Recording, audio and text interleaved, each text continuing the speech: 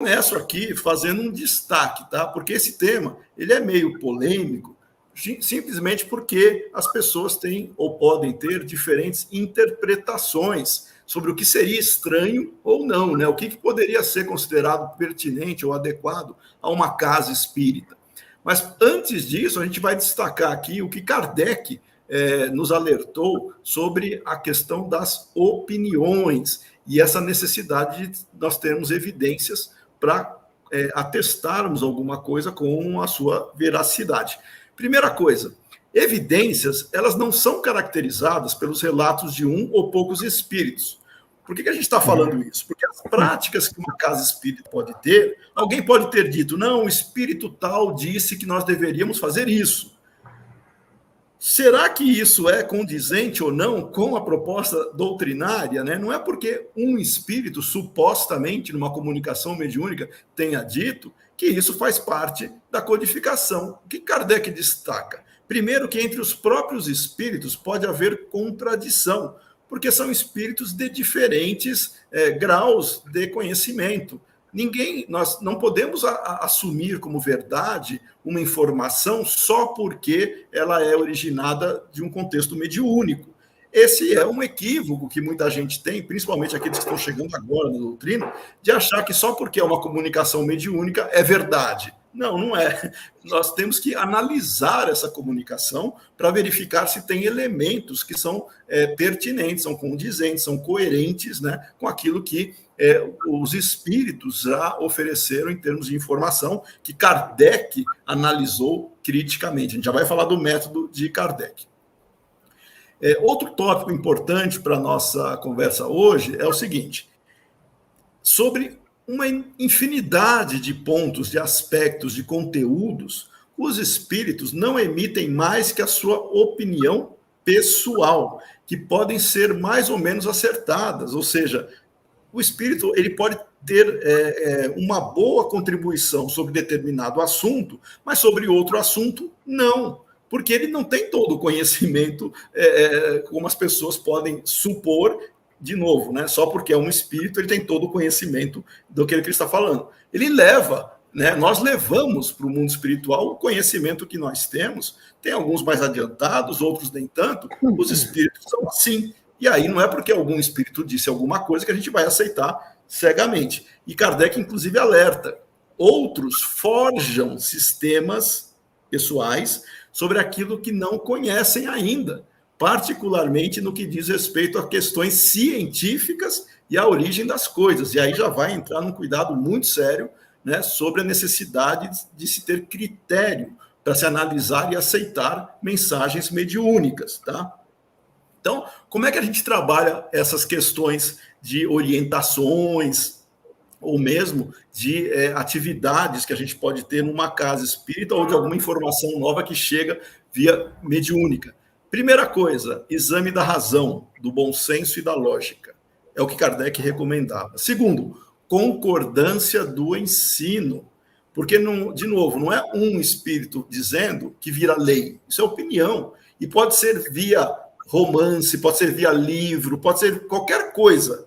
É um espírito dizendo. Isso não é lei ou ensino doutrinário que vai ser assumido simplesmente porque trata-se de uma revelação, né? E aí a gente vai entender esta palavra, que é o critério que Kardec se serviu, que é o controle universal do ensino dos espíritos, quando ele adotava a generalidade das informações. Eram vários espíritos que convergiam para o mesmo ensinamento.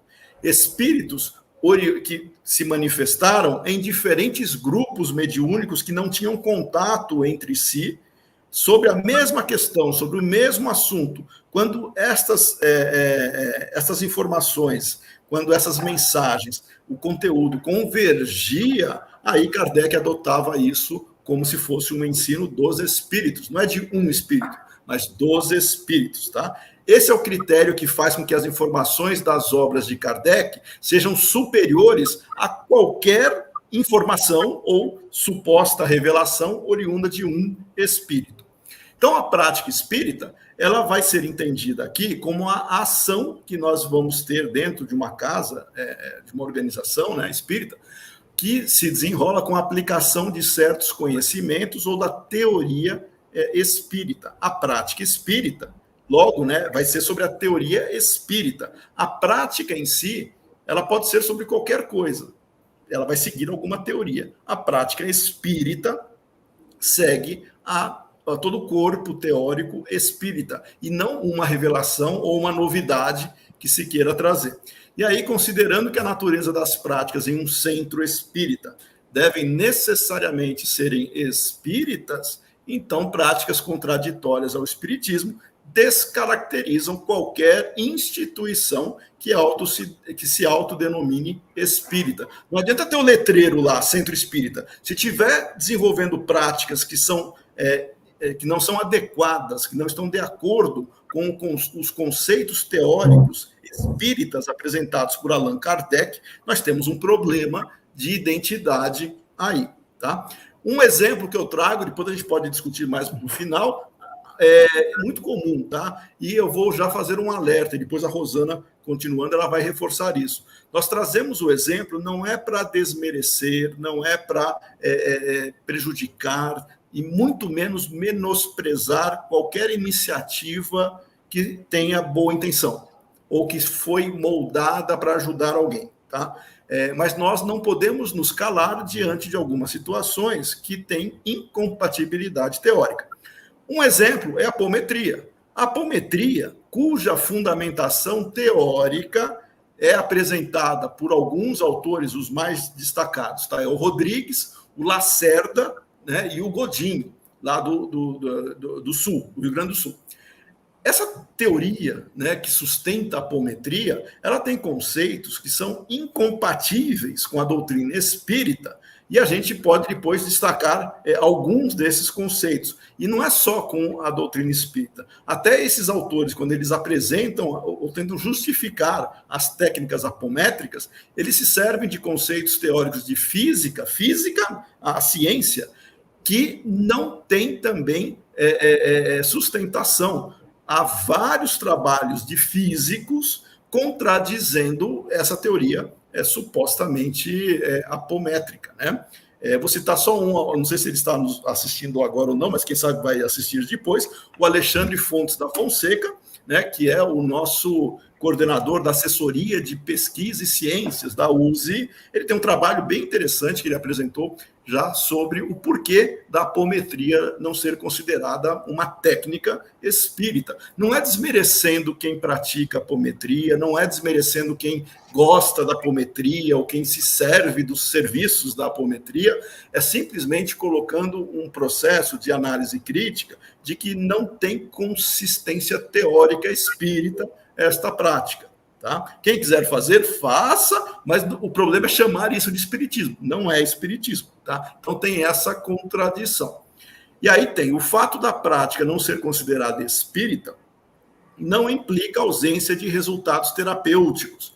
Ou seja, pode ajudar alguém que se proponha a ter boa vontade de passar por essas e outras práticas e se sentir melhor? Ótimo, ótimo, excelente. Mas não é por isso que a gente vai chamar de espírita. Tá?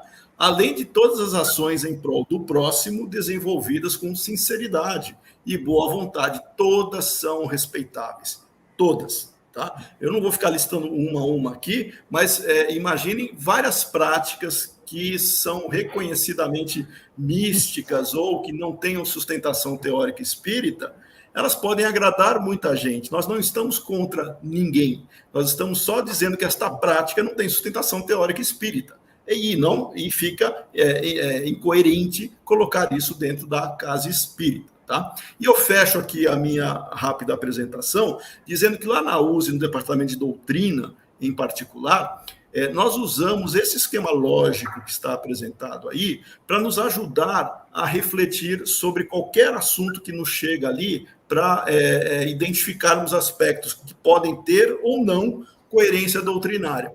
Tá? Rapidamente, esse esquema lógico diz o seguinte: qualquer informação nova ou qualquer coisa que chegue. Primeira pergunta: está de acordo, está condizente com o ensino dos espíritos apresentados na codificação por Kardec? Tem algum problema? Tem alguma contradição? Ah, não tem contradição, está coerente. Então, está coerente, a gente aceita, a gente não tem nenhum problema em considerar isso uma prática ou um ensinamento espírita. Ah, não tem contradição, ou não está bem explicado, tem pontos de conflito. Opa, então se tem pontos de conflito, vamos ver o seguinte, tem evidência objetiva, e evidência objetiva não é a manifestação mediúnica de um espírito, tá? Isso não é evidência objetiva. Tem fatos que corroboram aquela afirmação? Não, não tem. Se não tem, deixa de lado, até aparecerem fatos que corroborem, aí a gente começa a pensar se isso tem validade ou não. A pessoa acha que tem fatos, apresente os fatos à comunidade espírita e à comunidade científica, porque o Kardec disse que a ciência iria apoiar o espiritismo. Apresente os fatos para a gente discutir e não tenha receio de colocar a crítica. É assim que a ciência avança, é assim que o espiritismo avança também. Se aquilo que foi colocado à crítica foi validado, então a gente vai ter que rever aspectos doutrinários, tá? Não foi validado, a gente deixa de lado. Até hoje, nenhum princípio espírita foi refutado em termos de novidades ou outras informações. Então, vamos tomar cuidado com essas ideias de atualização, tá? Vamos procurar ter fatos que comprovem, ao invés de simplesmente manifestações mediúnicas, tá?